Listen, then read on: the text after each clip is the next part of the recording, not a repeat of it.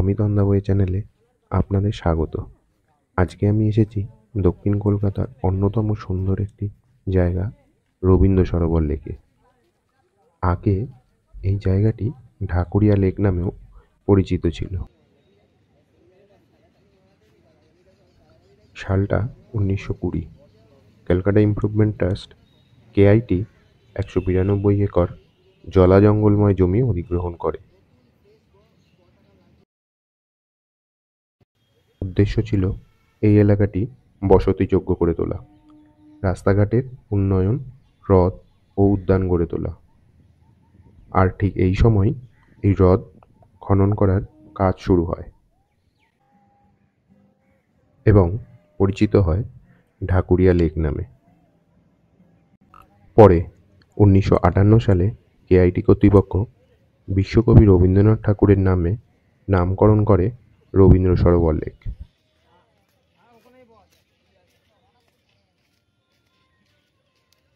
মূল হ্রদটির আয়তন প্রায় 73 একর।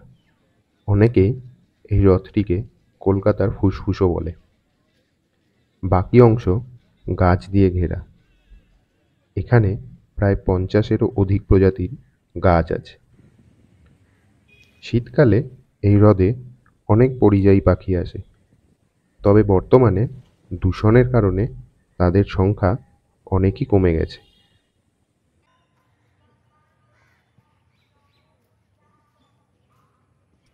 সকালে আশেপাশের বহু মানুষ এই হ্রদের ধারে মুক্ত বায়ুতে প্রাতঃভ্রমণ করেন।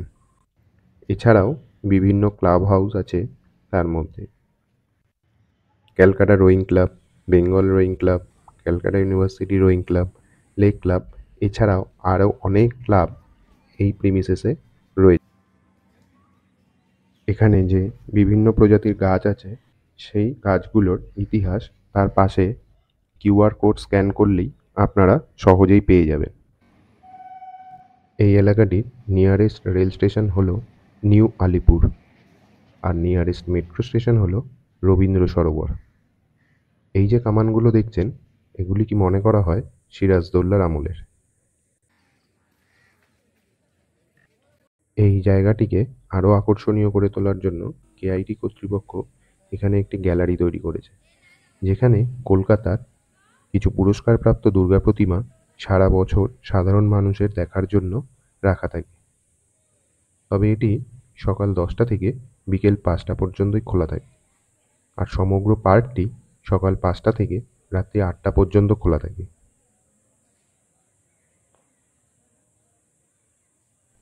অসম্ভব সুন্দর এই জায়গাটি দেখলে আপনার চোখ জুড়িয়ে যাবে। টেরাকোটার সুন্দর নিখুঁত কাজে সাজানো পুরো এই জায়গাটি। যারা একটু নিরিবিলিতে সময় কাটাতে চান, তাদের জন্য আদর্শ জায়গা হলো রবীন্দ্র সরোবর লেক। এই ছিল আমার আজকের ব্লগ। কেমন লাগলো কমেন্ট করে অবশ্যই জানাবেন।